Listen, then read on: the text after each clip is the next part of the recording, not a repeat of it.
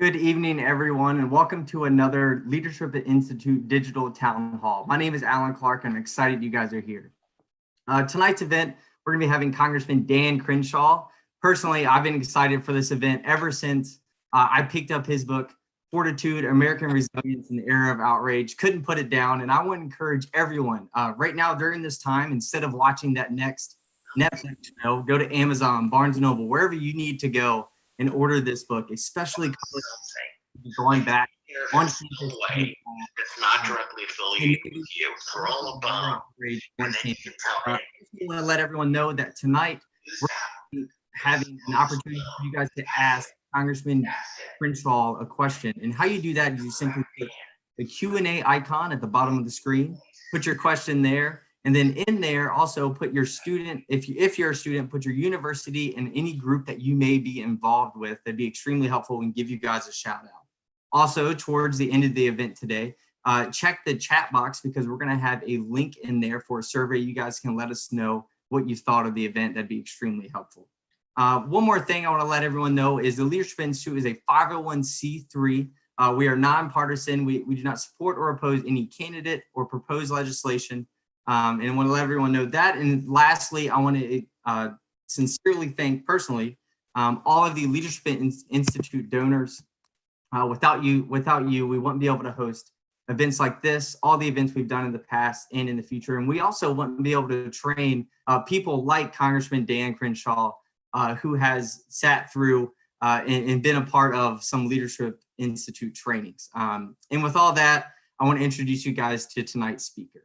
Originally from the Houston area, Representative Dan Crenshaw is a proud 6th-generation Texan.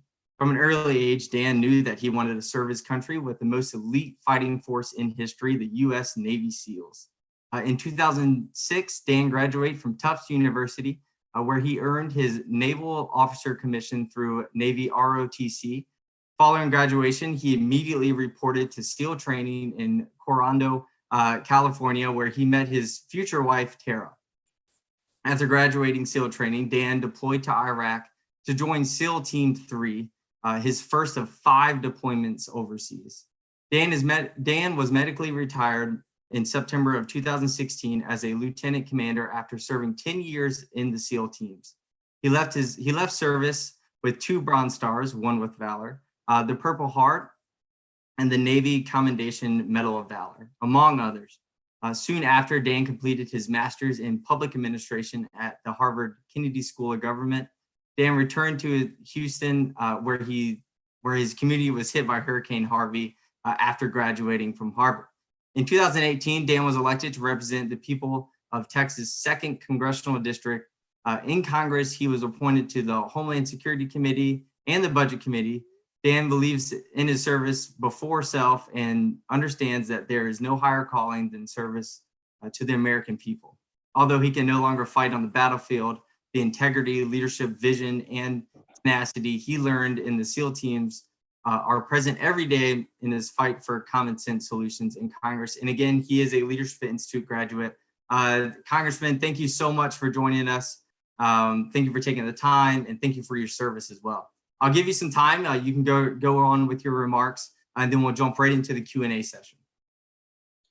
Great. A lot of good questions here. And so I won't take too long with remarks because probably everything I would say would be already asked in these questions anyway. But I'll just tell you about what's going on this week and what I find really interesting. Well, actually, first of all, I want to say thanks to Leadership Institute. You guys put on a lot of really great courses. I've taken, I forget how many. You guys probably have that written down somewhere, how many I've taken. But it was a lot of fun. You guys do a really great work over there. I think it's really important. And, I thank you for that. And I'm glad that everybody on this call is supporting the Leadership Institute in some form or fashion. And if you're not, you should. How'd you get signed up here? So this week is interesting. This week, the last few weeks, a lot of narratives have been really debunked. And we're just seeing some interesting news this week. I mean, one of the biggest narratives debunked just in the last couple of weeks is the Russian hoax. This idea that the president colluded with Russia. The left has really been unveiled on this, and it's taken time, and it's going to be up to representatives like me to really lay out that story again for the American people, because it's so confusing. I'm confused by it. And I've followed it, fairly closely for years. I think the American people were always very confused by it. But what is clear now is how the Obama administration truly abused their power. And more and more evidence keeps coming out. It's not just this issue with Flynn. It's the underpinnings of the investigation to begin with. It's the FISA warrants. It's the Steele dossier.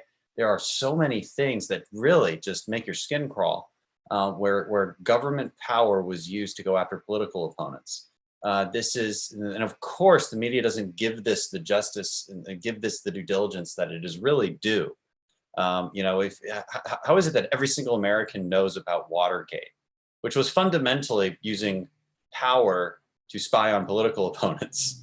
But but there's no gate attached to this, and conservatives can try all they want. They're immediately labeled by the media as just silly fringe right wingers. But and that's their really amazing ability, right? To smugly label the right as just foolish and just casually brush them off and then look down on them from their intellectual high horse. It's impressive that they've been able to pull that off for so long. But I think the American people are waking up to it. I think the American people are starting to realize that these supposed elite intellectuals have been lying to them about so many things. One thing that I got a lot of attention for recently was just debunking their entire narrative about COVID-19 and the response that our government had to it. Not to say that our government's response is perfect, but I think what I point out is, how can it be? You're dealing with a pandemic, and a little bit of grace might be in order. And more importantly, you didn't try to make a different decision at any point in time.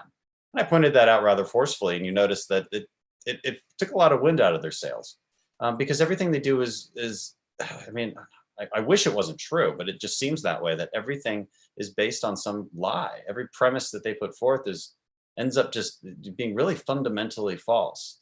And if the conservatives stand for one thing, it's things that work.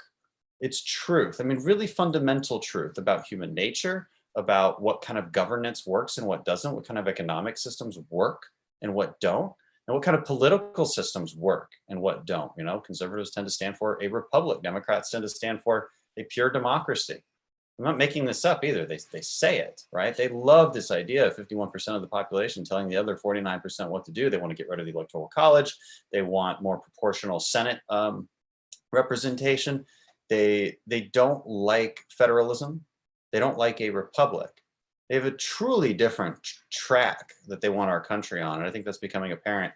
Yesterday there was an election in California, in LA County of all places, where a blue seat flipped red, which I think is very cool.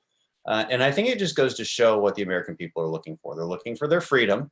They don't want to be told that only the government can keep them safe. People in LA are starting to get a little pissed. And you've also noticed traffic patterns drastically increasing in LA. Like, people are over it. They know the government is lying to them. They know that they don't have the cases or the data or the science to justify these mass lockdowns. And I think that election might have been somewhat of a reaction to that.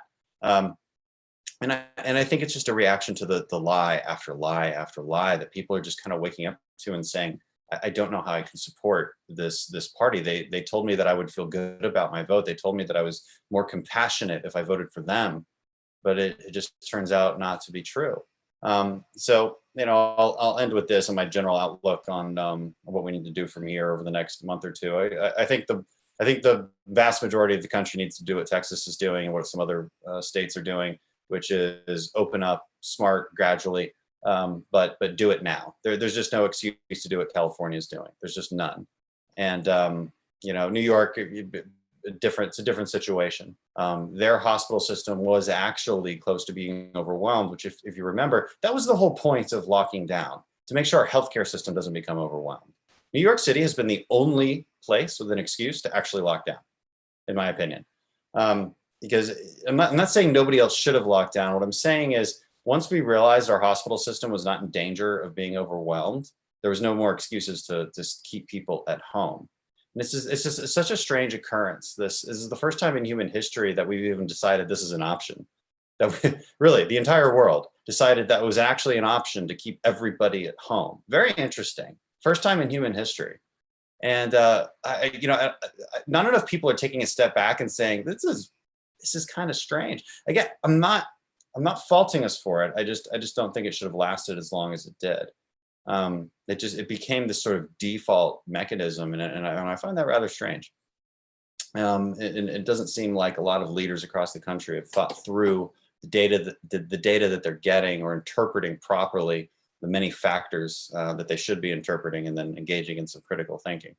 So there's a lot of good questions. So maybe, and I'll probably take at least an hour getting to all these questions. So why don't we start there? It's really good to be with all you. Congressman, thank you especially for the insight on COVID-19. Personally, I'm in Virginia, so one of those leaders, Governor Northam, and his intake on this is interesting. But anyway, I want to remind everyone, again, you can submit your questions in the Q&A icon there at the bottom of the screen. And remember to put if you're a college student, put your university as well as any group that you may be a part of. And during the live video questions, if you have the opportunity to do that, also it'd be great if you can talk about those same things, your university as well as a group. But while everybody is still submitting the questions, like you said, Congressman, you could go on a solid hour on this. I'll present the first one. So in your book, you refer back to your SEAL training when being confronted by the quote unquote outrage mob. At the Leadership Institute's Campus Reform, we have covered hundreds of stories of conservative students being shouted down and sometimes even physically attacked on campus by students who are outraged. How can students practice being still, or like in your book, stop, look, listen, and smell, while facing the outrage mob on campus?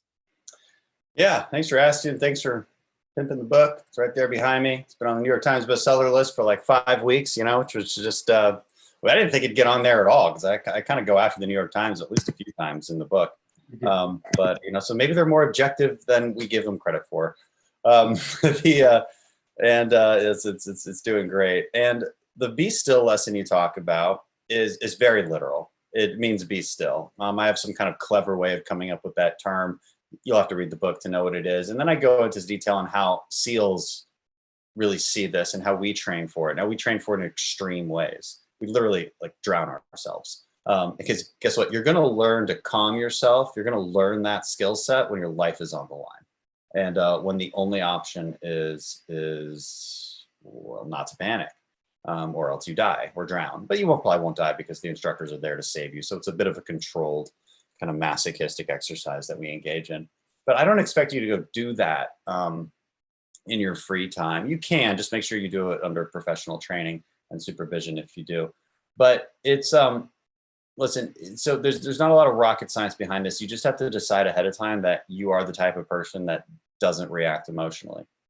And you kind of have to, it's a bit of a mantra. You sort of tell yourself you're that person, and eventually you become that person. And you have to objectively look back at moments when you weren't that person, and we've all not been the person we think we should be. And then you just learn from it. And then the next time comes, you're better prepared for it. I talk about wargaming a lot in that chapter. Wargaming means effectively mental preparation. In war, it means I'm on patrol, and I'm always thinking there's some cover over there. If I get shot at from over there, I'm going to make a call to go right there. I've already decided what I'm going to do based on a million scenarios that are constantly going through my head.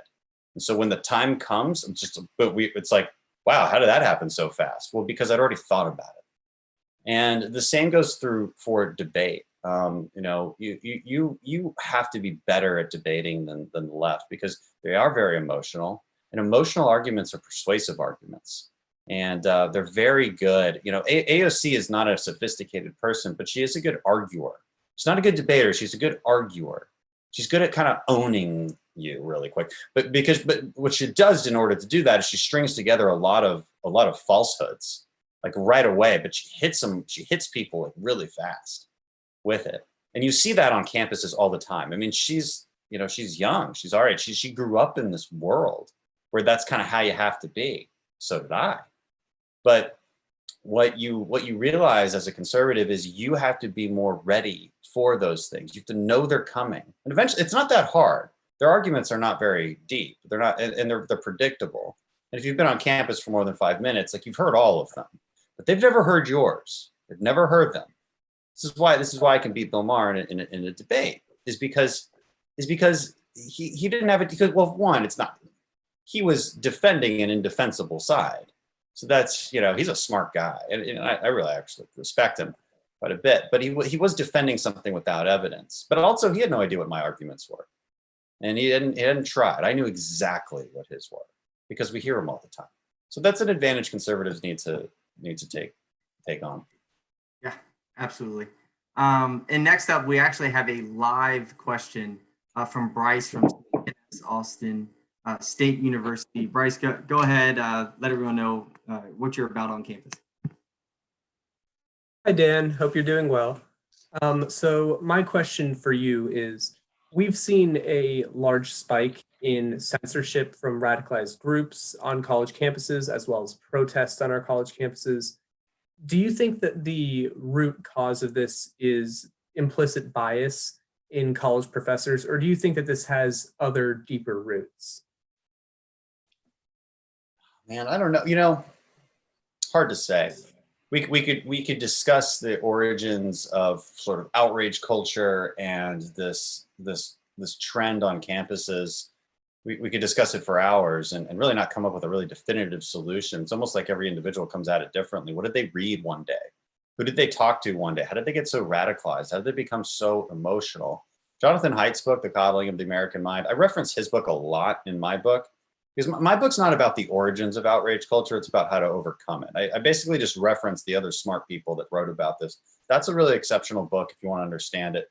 I got turned on to Jonathan Haidt, by the way, because of Leadership Institute. They make his other book, The Righteous Mind, required reading at their campaign management course. And for good reason. You have to dive into the psychology of people if you want to understand this stuff. You have to understand when did these students start thinking that words mean harm, like physical harm. It's a really interesting change that didn't happen before. You had radical students forever. You've always had students burning buildings and stuff. Like that's been going on for a very long time. They're young. And the language of revolution is very romantic to a young person. I want to resist. I want to revolutionize. It's like wrong. Everything's wrong. It's a very young person thing to think. Okay, so that's part of it, and it's been going on for a long time. It happens all over the world.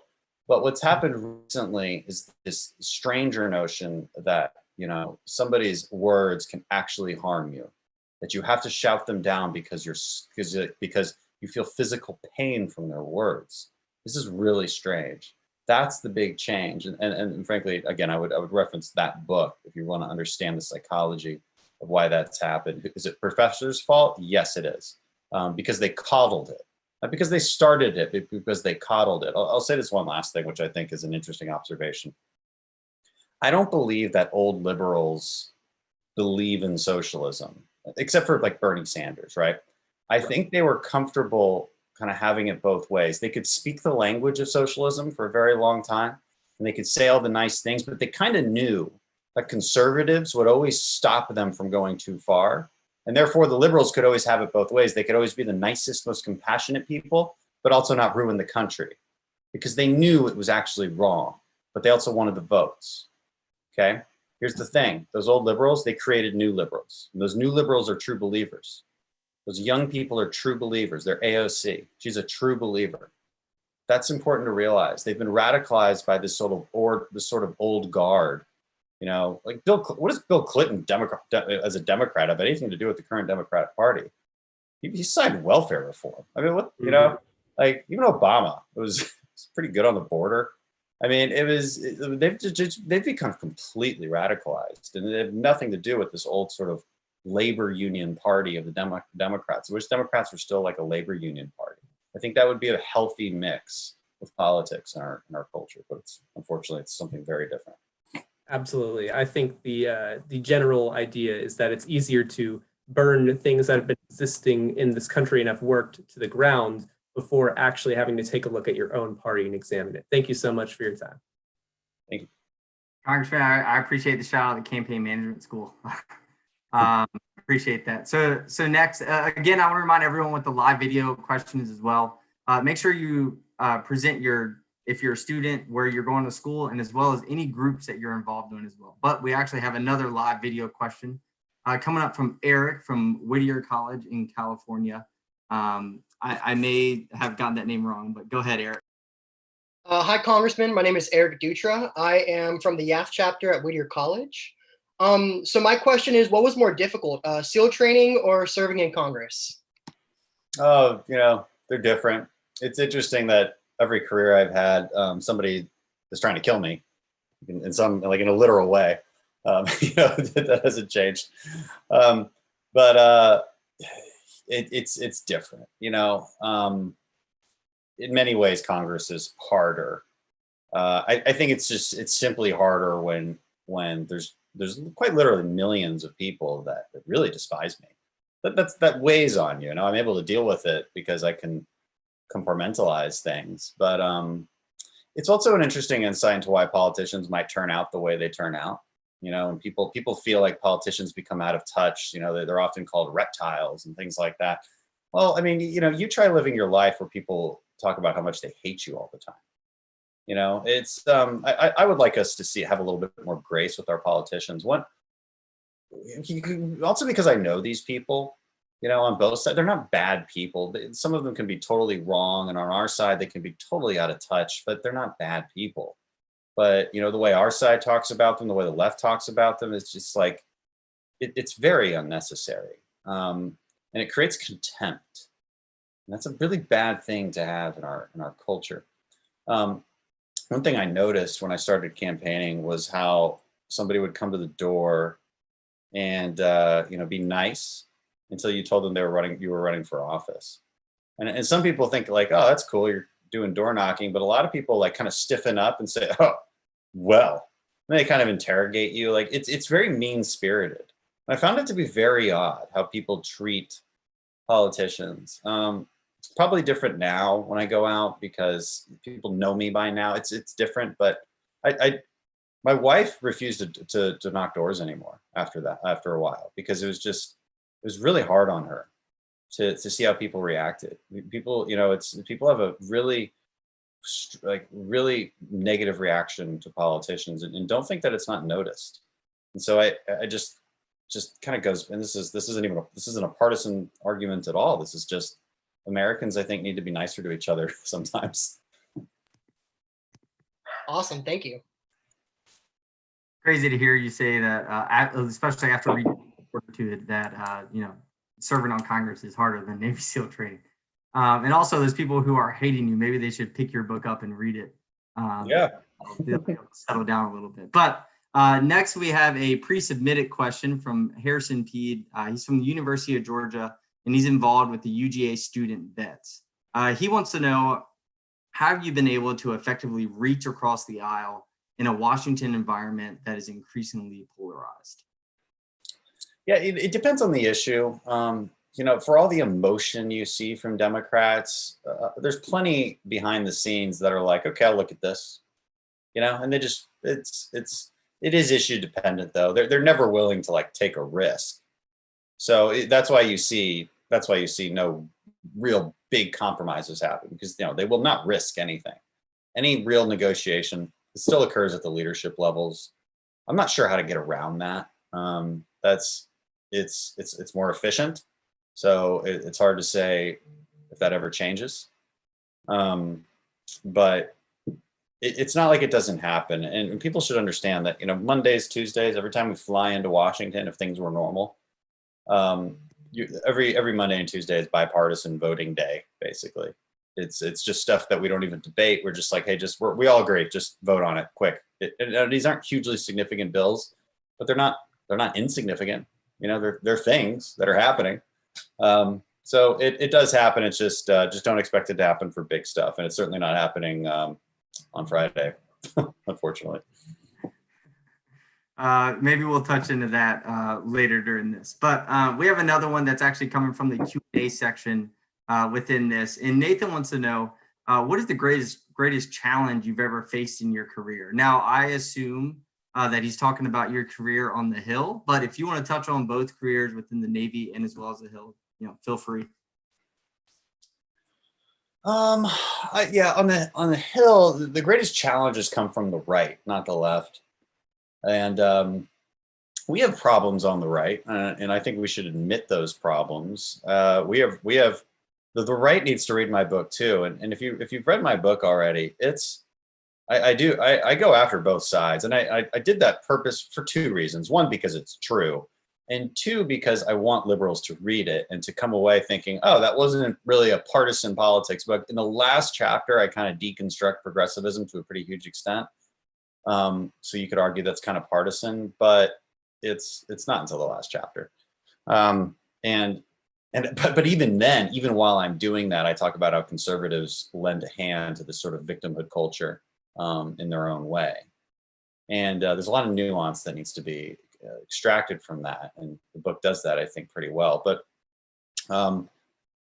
so that's the biggest challenge. Conservatives can be very emotional. They can refuse to see nuance. It can happen with us too. And conservatives are if the left is power hungry, the conservatives tend to be paranoid. All right, those are the two P's of the political parties. And they're always looking for someone who's betrayed them. I guess the left is too, but they're activists. I mean, geez, I have plenty of friends who are Democrats who are like, God, these socialist Democrats keep primarying me. And I just kind of laugh at them.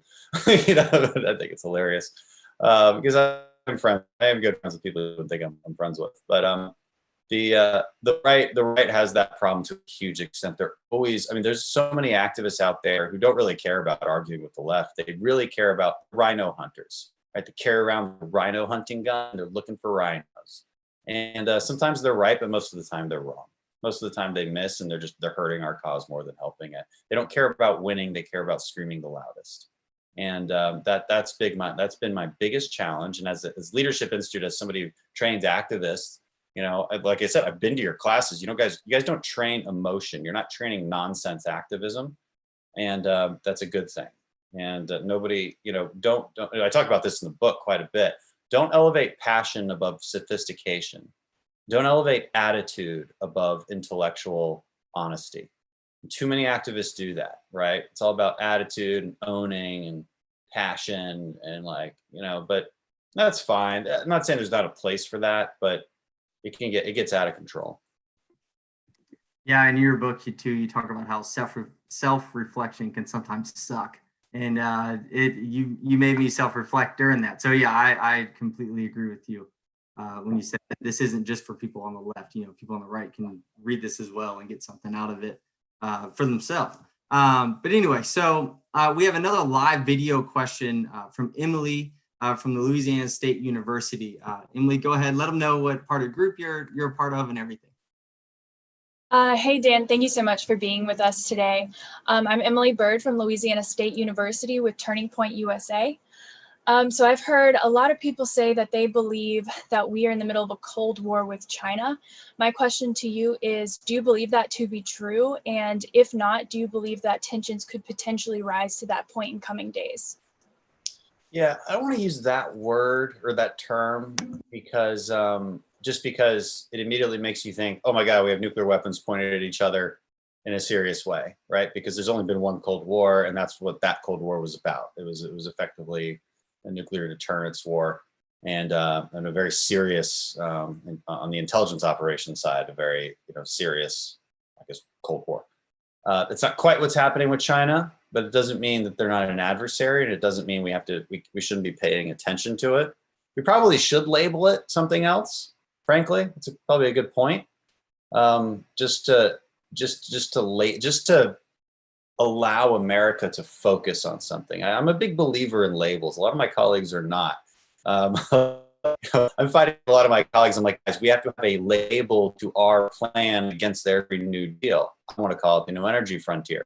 People are like, no, we don't do what they do with the hashtags and the labels. And I'm like, yes, we have to. I think it's important. It's important that you have a consistent message and you go with it. It's one of the reasons Trump won. He's kind of an expert on persuasion and messaging.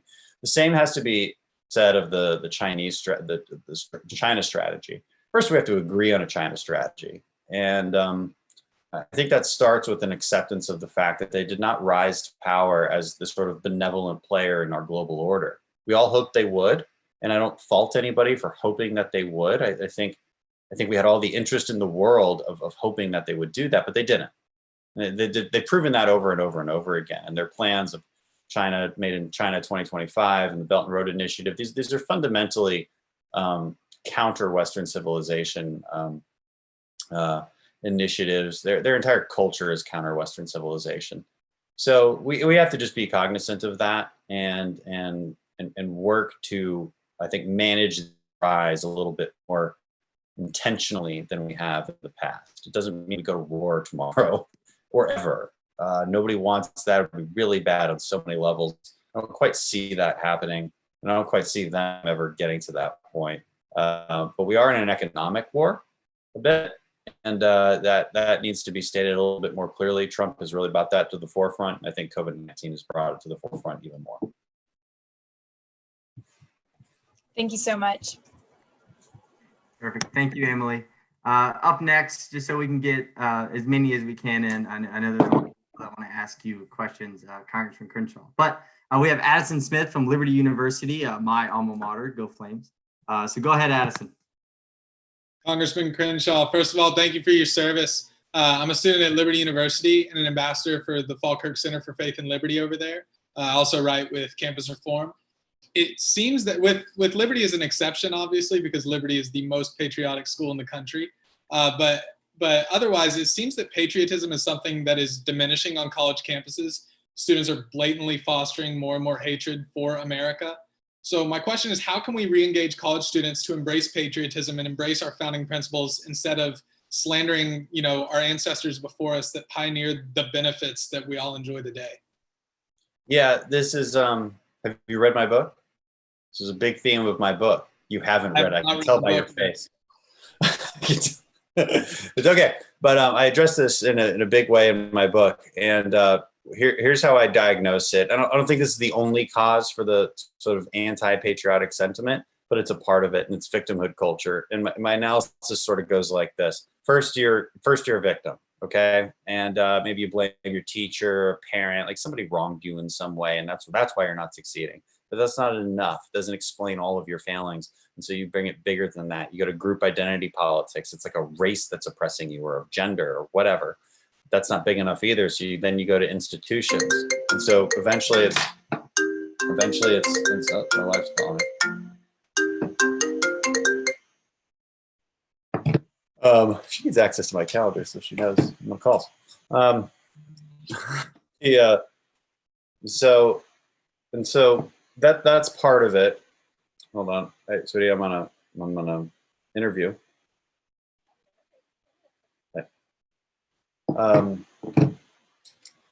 Institutions, right? And I like Thomas Sowell's analysis of this sort of idea that institutions are what oppress you, and that human nature and nature in general could only be good. And so it's only human-made, man-made institutions that have destroyed your life. It's never just natural. It's never just the fact that, well, there's a reality that we live within, and not everybody performs the same way and therefore gets the same things. So they don't believe in a meritocracy at all. And then that institution becomes America itself and the founding of America itself. And so if you're going to be so radical that you want to revolutionize and gain so much power that you revolutionize everything, how do you do it? You have to make an argument that America itself is bad and therefore worthy of revolution. That's why. And this is consistent throughout. They're always talking about crisis, right? Everything's in crisis. The economy doesn't work for anybody. I mean, like anybody. This is crazy. These crazy overstatements that are constantly used. And you're like, and as a conservative, you're always thinking, where the hell did that come from? What do you mean, like, nobody can make it in America? Like, what are you talking about?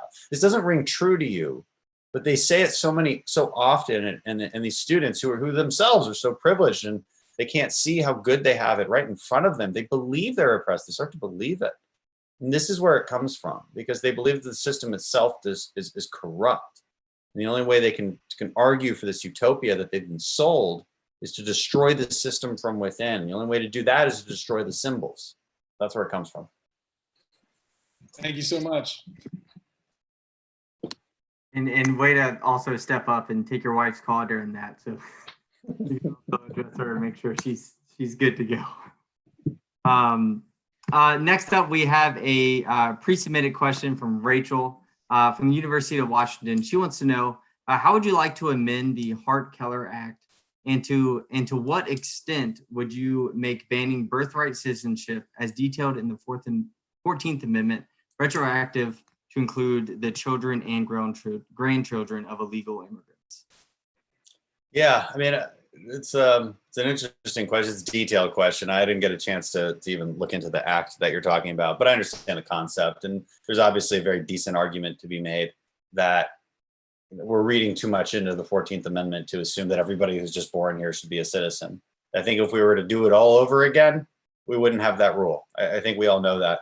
Reversing that rule is politically very difficult. And so, you know, maybe there's two questions there. It's like, okay, if you were king for a day, how would you do it? And if you, in reality, what do we fight for? Well, let me just answer the second one first. In reality, we have many other priorities before we get to the birthright citizenship issue. It's when it comes to immigration, it's not the least of our problems, but it's close. It's you know, securing the border is number one. I understand that birthright citizenship makes a huge incentive for people to kind of jump across the border, but we've gotten a real big handle on that in a huge way in the last year, kind of quietly. The numbers of people who are actually released into the U.S. very low, very low compared to what they used to be, and that's because of the efforts at DHS to just get a handle on the system. The Remain in Mexico policy has been a huge part of that, and so that's a better priority. Reforming immigration in general to a more merit-based system is a much bigger priority, I think, and while also balancing that with the needs of many businesses who just. And I think they're not lying to us, okay? They can't hire Americans. They just can't. These construction companies, these farmers, they have tried. And there's been studies where, like I think in Alabama this happened. They you get rid of all the immigrants. Nobody will work there. And that's an American cultural problem I wish we could fix. I wish our teenagers would actually go to work, but they don't. So I have to be sympathetic to some of these business owners who are creating jobs and creating wealth in America, creating growth, building things. They can't do it without anybody working there. And for some reason, people who speak English just won't go work there. So that's a problem. So we have to address all of those things. If I were king for a day, would I end birthright citizenship? Yeah, I would just say, hey, it's what every other country does. Would I retroactively end it? No. No, I wouldn't do that. And I wouldn't do that because I don't think it's right. I don't think there's a moral argument to be made there that you could take away citizenship retroactively. I think that would cause massive backlash and frankly, understandably so. Absolutely. Okay, we're gonna get to another live video question from Caleb from East Carolina University. Caleb, you're ready to go, and oh, there you went, ready to go. Oh well. Oh, there he is. Nope. Can you see him, Congressman Crenshaw? If you cannot, then I'll just read his question. Okay. Caleb, don't worry about it. You may be having an issue on your end. I'll just go ahead and read your question. So Caleb's from East Carolina University. He's part of the Turning Point chapter there on campus. He wants to know, what are some of the positive ways that Governor Abbott has led the state of Texas through the COVID-19 pandemic that other state leaders can learn from? And how do you think the politicians that refuse to reopen their states on a reasonable timeline will fare in the November election? Yeah, good question. I got to say too, before I forget to say this, young people always have really good questions. I speak a lot of high schools and middle schools, and even middle schoolers, they have like really insightful questions. It's really fun to do this stuff. I get very different questions in different kinds of meetings. So, I think that the simplest way to rephrase that question is, what is Texas doing right? Well, everything as usual. Not everything. Pretty much everything. So what are we doing? We did a phased reopening about 2 weeks ago where we said 25% of businesses could be open, businesses could open at 25% capacity, barring certain businesses like bars and businesses that basically require a lot more human interaction, say like a salon or something. Come the 18th, it's pretty much open for most businesses to a pretty large capacity. And so we're going to see what happens. I think the main leadership takeaway is this: there's no courage to be had in telling people to stay home to stay safe. No courage whatsoever. There's no honesty there either. It's pathetic, frankly. There's no leadership at all. It does take courage to be honest with people and say, listen, there's risk. Okay, you know how to confront it at this point. You're free to do it. You're a person with a brain and some tools, because we know more about this disease than we did a couple months ago. And so go out and be responsible. And don't be a jerk. This is how America was founded, on this sort of notion that we are smart thinking, moral people that can engage in some personal responsibility and be trusted with freedom.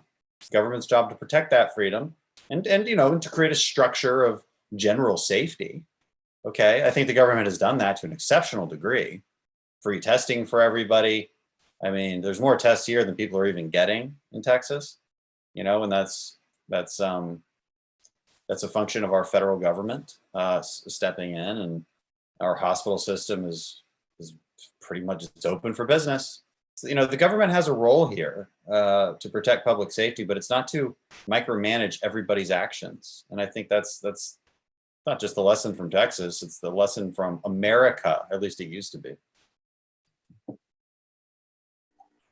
I could say, as a Virginian, it seems like Texas is doing everything perfect. And we made it legal to deliver alcohol. That was illegal before. Now it's legal forever. Goodness gracious. I mean, I'm moving to Texas next week. To be fair, it's legal in New York now too. A lot of places are doing it. Everybody's delivering alcohol everywhere. Well, capitalism at its finest. Okay, so I'll go ahead and ask the next question. We have some more rolling in now, but I'm just curious. I mean, I've read your book, but I have a good idea. But what intellectual influences created your political philosophy?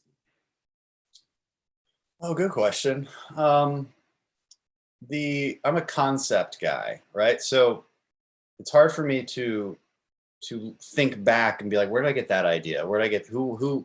I'm not Ben Shapiro. Okay, like Ben Shapiro will be like, well, Hume said this, but when you read Hayek, he talks about, and I can't remember all that. I remember the concepts and then I adapt them. I know all of these thinkers. I'm not as well read as Ben, but it's but that's, so you get the conceptual foundation from them. And then I think I rely a lot more on probably modern thinkers to I think interpret that and then put it into formations that, or put it into words that we understand. I've already mentioned Ben Shapiro. I really think he's led our generation in an incredible way. And I think he gets enough. I was going to say he doesn't get enough credit. No, he gets enough credit. He gets a lot of credit, and as he should. I think Morton from the Leadership Institute, another great thinker, just putting things simply in ways that people can understand is very important. And I'm a big fan of. I talk a lot about psychology, and so Jordan Peterson is an amazing thinker in that sense, because I've just always been interested in psychology. I write about psychology quite a bit in my book, and because it's an important thing. What I love about psychology is there's a lot of truth in it. And if you study psychology, if you take psych classes, one, I promise you they'll be easy, and you can get a good grade. And two, they're basically telling you what you already know to be true, but they're helping you understand it in more scientific terms. I think it's a really great way to understand human behavior and how people think. You'll see an op-ed come out from me in the Wall Street Journal here soon. They've agreed to publish it. They better not renege on that, considering I've just told you all about it. But I go into the psychology of the left and the right, and how we think about reopening society. Like, why is this along partisan lines? It's weird. It shouldn't be, but it is. Okay, why? So I dive into this op-ed, and I think it's quite interesting. Yeah. Absolutely. Okay, so we're gonna keep rolling with the questions. So one more from the live Zoom Q&A part of it. Peyton, she or he, they want to know: I am a law student at the University of Utah and involved in student government and the Federalist Society. I have a great political intolerance for the faculty for conservative ideas. I'm concerned that the institutions of higher education indoctrinate their students. What solutions are there to stopping the indoctrination of the next generation of learners? Yeah, I mean, you should be concerned. They clearly are doing that, and this is always the hardest question to answer. There's because it's difficult to imagine what kind of government action could be taken, and so I really have to talk about this in terms of activist action. And it's meetings like this. It's informing and giving you the tools to fight back. And I can't make you say, you know, I'm going to debate in class and alienate all these people who would have been my friends. Like, I didn't do it in college, so why would I expect you to do it? But it is kind of the only way. It's one of the reasons I focus on going to campuses. Every year we do a youth summit, which God, I hope it goes this year, but it's in September 13th, by the way. We haven't actually announced it yet. It's going to be completely off the charts. So you guys are getting the first announcement of this. September 13th in Houston. It's the Houston Youth Summit. We had 2,000 students show up last time. We have a room for 5,000 this time. Ben Shapiro will be our headliner. We'll have Dave Rubin there. We'll have the Black Rifle Coffee guys. We'll have Alicia Krause. We'll have many others. So it will continue to announce those. It's a day of just absolute awesomeness. It's a little bit like the Turning Point events, but I think probably it's a bit different. It's my style. So it's going to be great. This is how you give people the tools. I'm all about giving you the tools. Every time I give a speech, you know, if you've been to the Turning Point where I've been, I'm not there to rally you. I don't care about any of that. I don't throw red meat at you. I think that's boring. And so I want to give you the tools to fight back. I want to give you a way of thinking about something that you can use on your campus. Otherwise, why are you listening to me? I think it's boring otherwise. And so when you come to my youth summits, I do panels. Maybe we'll do some like just solo speaking, but it's panels. I want to dive into these issues, and I want to pick people's brains, and I want you to learn something, and also be thoroughly entertained because they're really fun. So I mean, we didn't do any of this stuff years ago. Turning Point wasn't around years ago. I mean, so we should have a lot of excitement. We're like hitting it from all angles. I think the Leadership Institute tells you how to activate. You know, Turning Point makes it exciting. YAF makes it is a little bit more intellectual. You're learning something there. So I'm kind of combining all of these things with my summits. And I just think it's really cool. And again, it might be a reason why we're starting to turn the tides and like how we just won a race in Los Angeles County. Yeah, absolutely. And even in his book, you talk about good activism versus bad activism.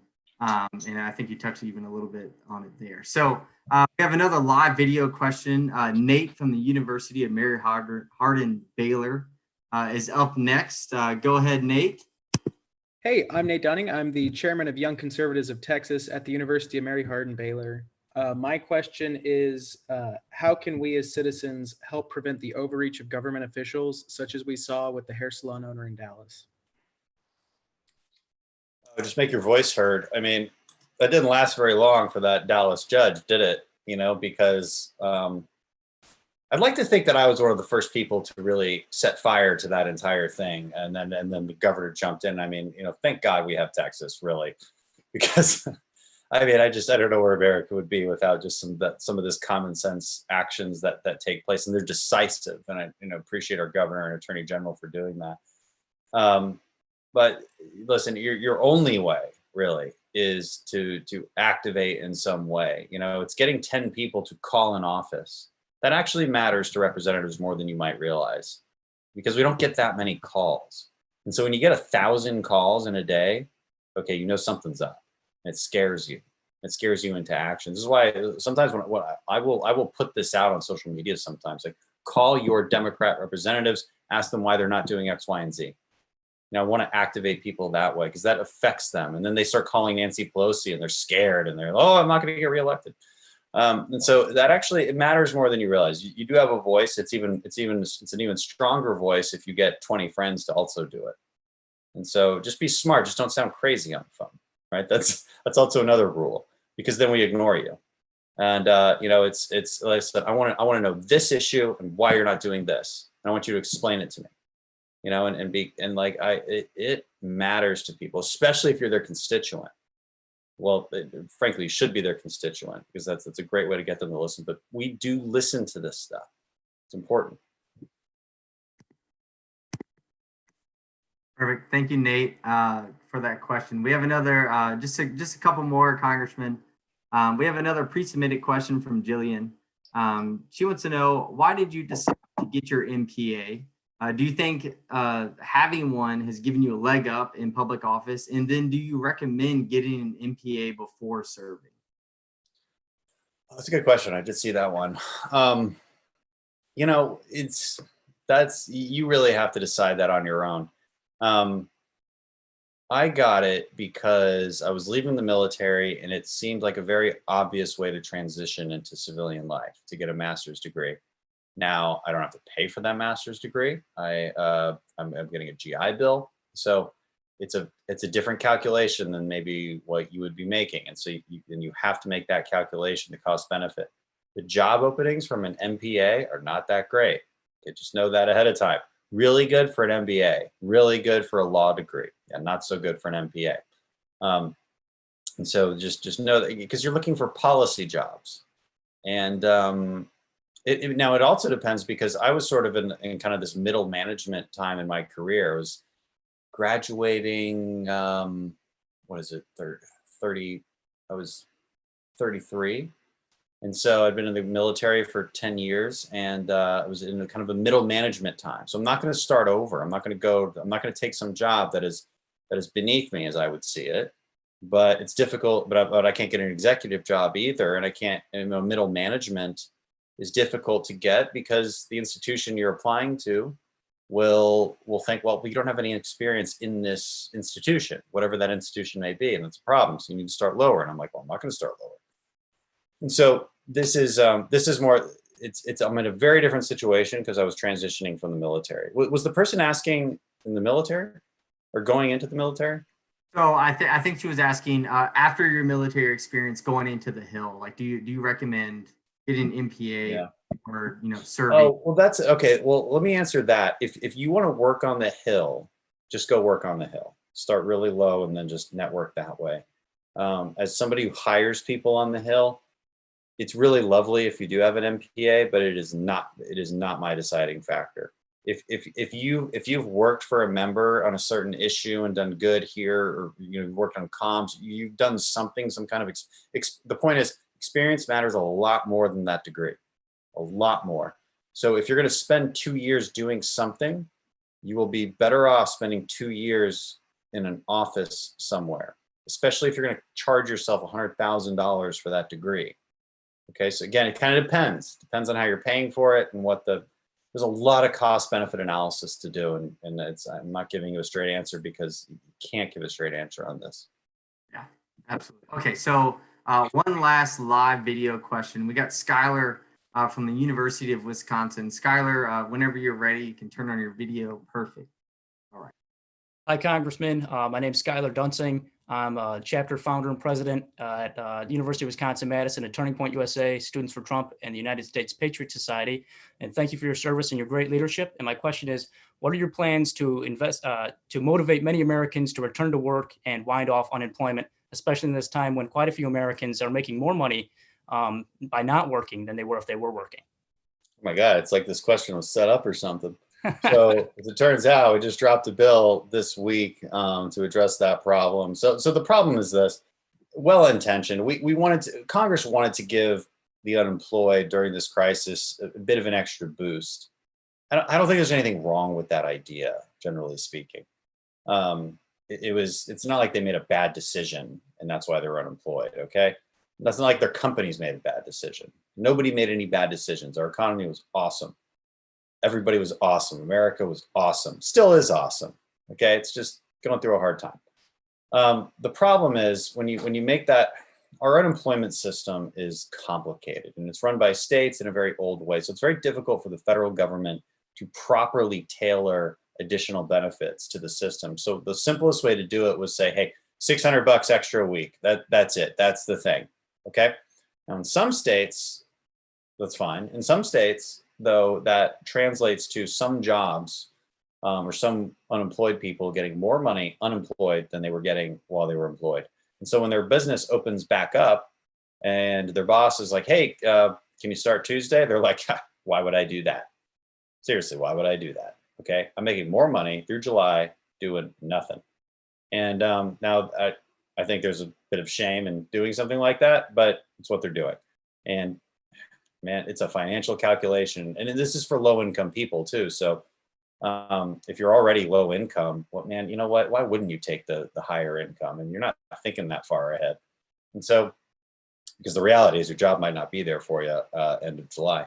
So let's incentivize them to get back to work. And the way you do this is quite simple. Let's just have a bill. My bill gives states the options to say, okay, you can keep the $600 extra a week, but you lose unemployment benefits, but you still keep the $600 a week if you go back to work. Okay, so now the financial incentive is clearly in favor of working. And that's it. It's really that simple. That lasts for 6 weeks. So that encourages people to do it sooner than later. And it still ends July 31st. And that's how you fix that. And there's no chance of passing with Democrats, unfortunately. All right, thank you, Skylar, and thank you everyone for your questions tonight. One last question, Congressman, before you go.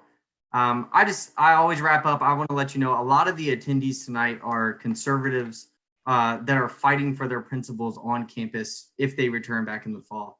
So do you have any encouraging words for them? And then also with a lot of people not able to graduate, I guess they're graduating, but not able to attend their commencement. Do you have any, a little bit of tips or insight for those graduates who are seniors that are now leaving college and going to the real world as conservatives? I think you've got a lot of arguments on your side right now. Like the last few months, you've just seen a lot of truths bubble up. Okay, what works better, liberal governance or conservative governance? Well, Texas, California, boom. Okay, the reason I'm giving you a lot of really quick answers is because that's what you need. Because when you're arguing with somebody, you're trying to convince somebody, like it has to be fast, right? You don't have time for those long, hour-long intellectual discussions like we're having. They're not going to listen. Okay, what's better? What's a better governance, liberal or conservative? California, Texas, boom, done. What's better? Okay, Trump's economy or Obama's economy? There's just no question. There's no question. You might get into some nitpicky details about the trends of under Obama's economy and how to get. You're gonna have to do. We'd have to have another hour-long conversation to address those issues. All right. Did the left lie about Trump's reaction to COVID-19? Yes, they did. Look at Dan Crenshaw's video. He already debunked that. What's your next point? Okay. Oh, you thought Trump was a Russian agent. The left lied about this. They did it deliberately. Look, it's all out in the news now. Can't fight that. You just can't. And and then they really have no answers to these things. And this is important. So what does conservative stand for? Fundamentally, it's things that work. It's things that work. It's not things that feel good to say. It's things that work. And when you elect somebody to govern you, you should want somebody to do things that work. If you want somebody who's going to be compassionate all the time, well then, go join a nonprofit.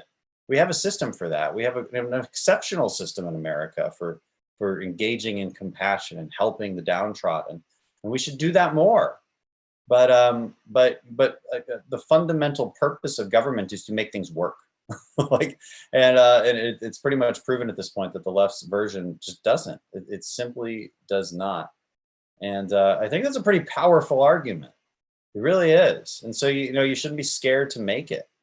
You really shouldn't. I mean, conservatism is based on thousands of years of trial and error, on thousands of years of getting it right. And our founders tried to figure this. They spent long hours trying to figure out, okay, does a confederation work? Does a pure democracy work? What about this republic idea? Let's try that out. And so, we're trying to preserve that because it actually works. And it created this sort of miracle that we have today. And we do have a miracle that we're living in today. And it does work for more people than you might realize. And, every time they come up with something, I promise you there's a conservative counter argument. You might not know it at first because you're young and, how would you? But I promise you there is. It's one of the reasons I got more and more conservative over the years. I wasn't doing what you're doing when I was your age. I didn't know. I was just concerned with getting through buds. And so I learned these things over the years and, I learned what their arguments are. And I learned that every time I thought one of their arguments was kind of persuasive and kind of convincing, I found out that there was a special think tank out there, or some smart economist that just totally destroyed the entire thing. I mean, totally. And you'll learn those things, and you'll be more secure in your arguments and more willing to put that forth and